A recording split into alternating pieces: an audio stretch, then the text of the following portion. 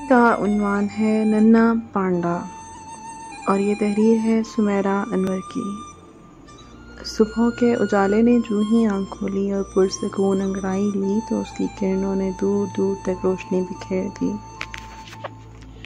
जिंदगी की चहल पहल ने अपना राज जमाना शुरू कर दिया। झील के साफ पानी ने भी हलचल मचानी शुरू कर दी और वादी के सब्ज़े की महकार भी अपना दामन फैलाने लगी। नन्ही नन्ही चहकार अपनी सुरीली मिठास से इस खूबसूरत जजीरे को रौनक बख्शने लगी। नन्हे पांडे ने अपने घर से बाहर झांका तो उसे रंग बिरंगी तितलियों की एक टोली दिखाई दी, जिन्होंने उसे मुस्कुराते हुए खुशामदीद कहा और फिर से फूलों पर मंडलाने लगी। पांडे मियाँ ने मुंह दबाते हुए जमाई रोकी और अम्मी अब्बू को बताकर झील की तरफ चल पड़ा।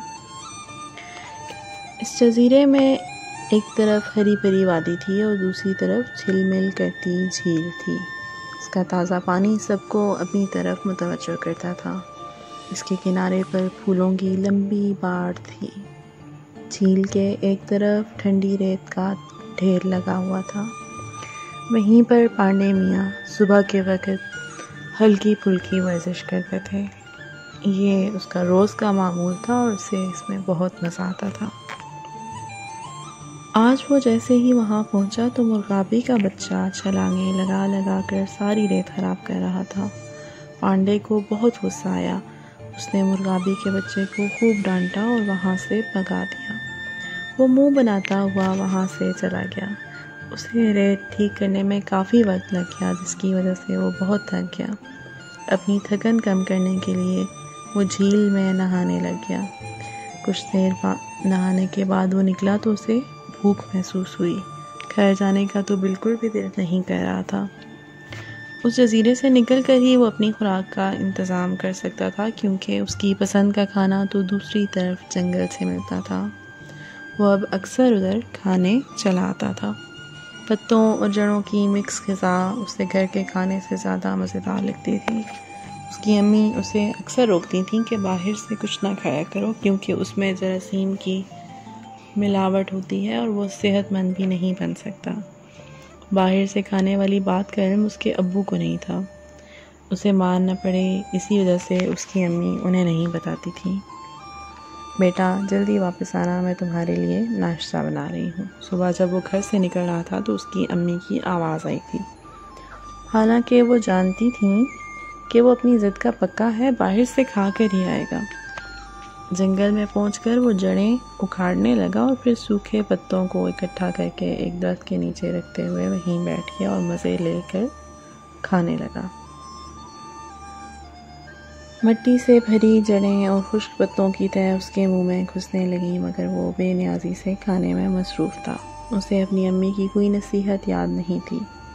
उसका नाश्ता और खाना तो बहुत ताज़ा और साफ़ सुथरा बनता था, जिसे वो मुंह बना बना कर खाता था।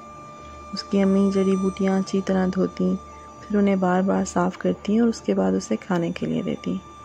उसके अब्बू भी वादी से सब्ज़ पत्ते तोड़ कर लाते ताकि वो अपने लाडले बेटे को खिला सकें, लेकिन उसकी अम्मी बहाना कर देती कि वो खेलने गया है। ये और बात कि वो तो जंगल चला आता था और वहीं से पेट भर कर आता था, जिसकी वजह से शाम तक गुंजाइश नहीं रहती थी।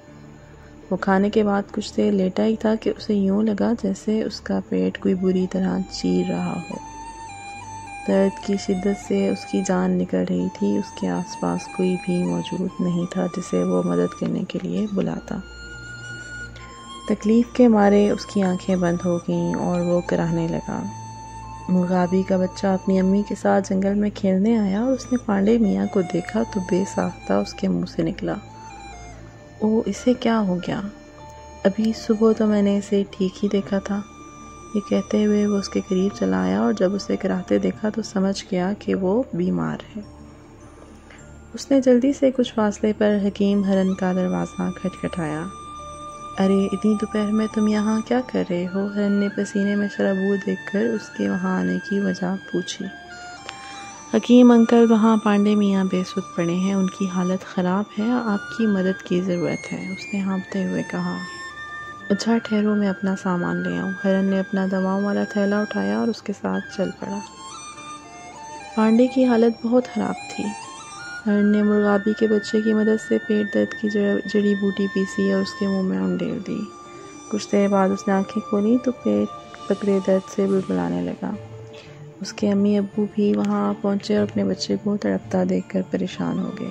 उसकी अम्मी तो रोने ही लगी। हिरण ने उन्हें दिलासा दिया कि वो जल्द ठीक हो जाएगा। जड़ी बूटी का पानी फिर उसे पिलाया गया तो दर्द में कुछ कमी वाक़या हुई। वो अपनी अम्मी और अब्बू को देखकर रोने लगा। सारी बात सुनकर उसके अब्बू को बहुत अफसोस हुआ कि उन्हें इस बात का इल्म भी नहीं था कि उनका बेटा बाहर की खुराक खाता रहा है। इसी वजह से वो इस हालत को पहुंचा है। उसकी अम्मी ने शर्मिंदगी से सर झुका दिया क्योंकि ये उनकी गलती थी कि वो उसके अब्बू को कभी कुछ नहीं बताती थी। अम्मी, अब्बू, मुझे माफ़ कर दें। अब कभी बाहर का खाना नहीं खाऊंगा और नाश्ता किए बगैर घर से नहीं निकलूँगा, नन्हे पांडे ने सर झुकाते हुए कहा।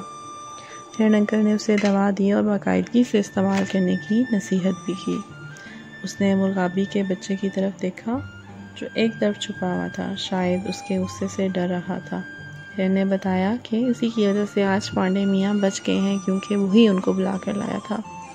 पांडे के अम्मी अब्बू ने उसे प्यार करते हुए शुक्रिया अदा किया। उसके बाद पांडे ने भी अपने रवैये की माफ़ी मांगी और उसे अपना पक्का दोस्त बना लिया क्योंकि उसकी वजह से ही वो मौत के मुंह से वापस आया था।